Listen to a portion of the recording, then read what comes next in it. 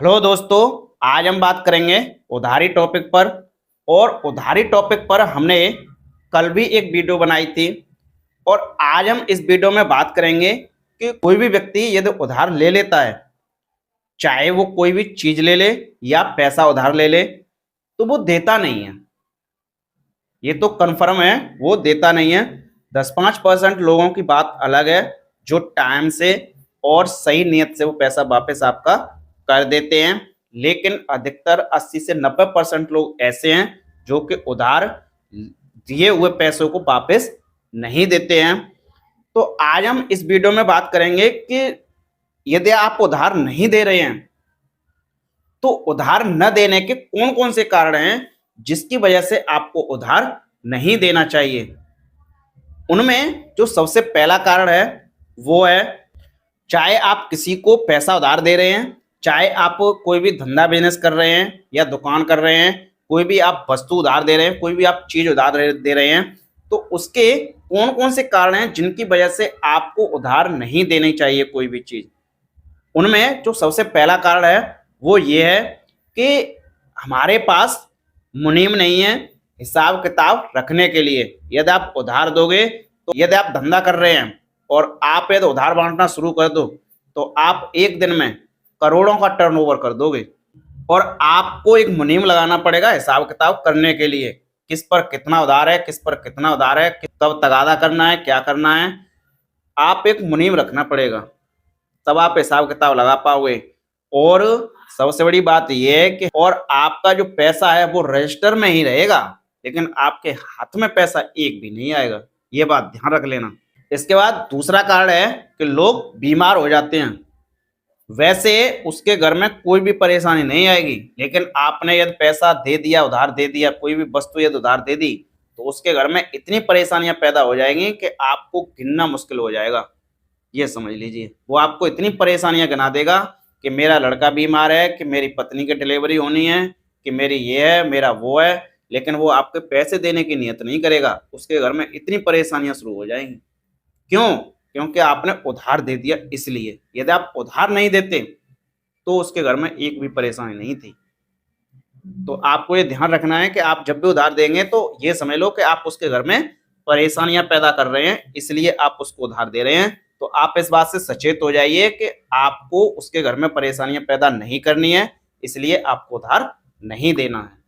इसके बाद एक तीसरा कारण है कि लोगों का काम धंधा मद्दा हो जाता है।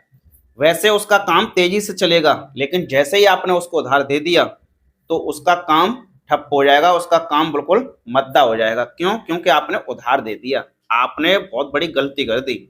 तो आपको ये ध्यान रखना है कि आपको इसलिए उधार नहीं देना है क्योंकि उसका काम धंधा मद्दा ना हो, उसका काम अच्छे से चलता रहे। क्योंकि आप उधार दे देंगे तो उसका काम मद्दा हो जाएगा। तो आपको ये भी ध्यान रखना है कि आपको इसलिए उधार नहीं देना है क्योंकि उसका काम अच्छी तरीके से चलता रहे। यदि आप उधार दे देंगे तो उसका काम मद्दा हो जाएगा। इसके बाद तीसरा कारण है कि लोग घूमने चले जाते हैं। यदि आप उधार दे देंगे तो वैसे घूमने नहीं जाएंगे, लेकिन आप जैसे उधार दे देंगे और आप कॉल करेंगे तो पता पड़ेगा कि कोई हरिद्वार है, कोई नैनीताल है, कोई कहीं पर है, कोई कहीं पर है, लेकिन आपका पैसा देने की नियत नहीं करेगा। ये ध्यान रख लेना, इसलिए आपको उधार नहीं देना है। इसके बाद अगला कारण है कि उधार एक जादू है और आप दोगे और वो गायब हो जाएगा। ये ध्यान रख लेना। उधार क्या है? एक जादू है। आपने जैसे ही उसको उधार दे दिया, आपके पास वो आएगा मांगने, चाहे कोई भी चीज हो या पैसा हो, वो आपसे उधार मांगने आएगा तो वो गिड़गिड़ाएगा और हाथ भी जोड़ेगा और ये कहेगा कैसे भी भाई साहब मेरा काम निकाल दीजिए। और जैसे ही आपने उसको कोई भी चीज या पैसा दे दिया वो उधार, उसके बाद वो तुरंत गायब हो जाएगा, फिर वो आपको ढूंढने से नहीं मिलेगा। ये बात ध्यान रख लेना। तो इसलिए आपको ये भी बात ध्यान रखनी है दिमाग में कि आप यदि उधार दोगे तो वो गायब हो जाएगा, क्योंकि उधार एक जादू है। तो आपको वो व्यक्ति गायब नहीं करना है, वो आपको संसार में ही बनाकर रखना है, क्योंकि वो गायब ना हो। तो इसलिए आपको उधार नहीं देना है। इसके बाद अगला कारण है कि यदि आप उसको उधार देंगे तो ये ध्यान रख लेना कि वो आपकी कॉल नहीं उठाएगा। आपका नंबर ब्लैक लिस्ट में डाल देगा। और ये मेरे साथ हुआ है, और आप लोगों के साथ भी ये हुआ होगा और हो रहा होगा कि वो आपका फोन नहीं उठाएंगे और आपका नंबर ब्लैक लिस्ट में डाल देंगे। आपने उसको उधार दे दिया, और उधार देने के बाद ये तो उसने कह दी कि मैं 2 महीने बाद पैसे आपको दूंगा, और आपने 2 महीने बाद उसके पास कॉल की, तो ये समझ लो कि वो या तो अपनी पत्नी को फोन पकड़ा देगा, या अपने घर में किसी और को पकड़ा देगा, या किसी और से कहलवा देगा कि फोन चार्जिंग पर लगा है, वो अभी यहाँ पर है नहीं है, चाहे वो वहीं पर झक मरा रहा हो, लेकिन वो आपको कॉल नहीं उठाएगा। इतना नीच व्यक्ति हो गया है, इतनी नीयत खराब हो गई है हर व्यक्ति की, कि वो पैसे देने के नाम पर ये समझ लो कि ऐसे हो जाता है जैसे वो संसार में है ही नहीं।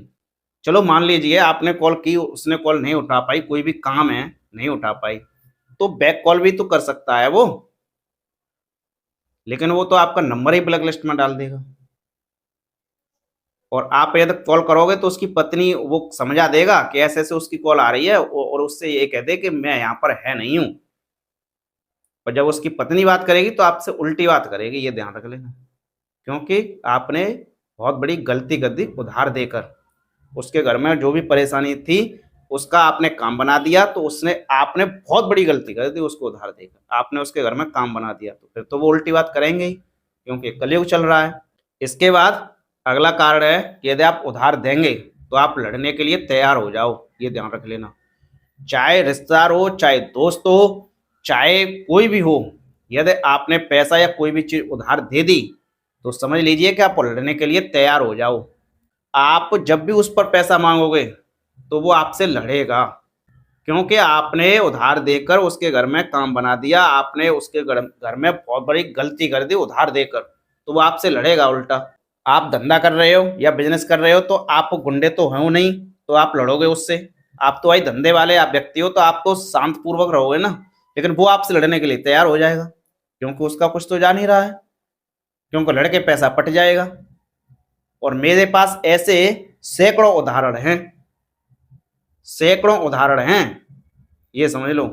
तो वो आपके पैसे नहीं देगा, इसलिए आपको ये ध्यान रखना है कि आपने उधार दे दिया तो आपको गुंडे भी रखने पड़ेंगे पैसे पटाने के लिए। तो आपके पास गुंडे है नहीं है, जिसके पास गुंडे हैं वो तो अच्छी बात है, लेकिन जिसके पास गुंडे नहीं है वो पैसे नहीं पटा पाएगा, इसलिए आपको उधार नहीं देना है कि आप गुंडों से लड़ नहीं पाओगे। तो ये आपको ध्यान रखना है, इन्हीं कारणों की वजह से आपको उधार नहीं देना है। यदि आप उधार दोगे तो उसके घर में बहुत सारी परेशानी पैदा हो जाएंगी, आपको गुंडे भी रखने पड़ेंगे, आपको मुनीम भी रखने पड़ेंगे। आपने यदि उसको उधार दे दिया तो समझ लो कि उसके घर में परेशानियां आपने पैदा कर दी, आपने बहुत बड़ा गुनाह कर दिया कि आपने उधार दे दिया।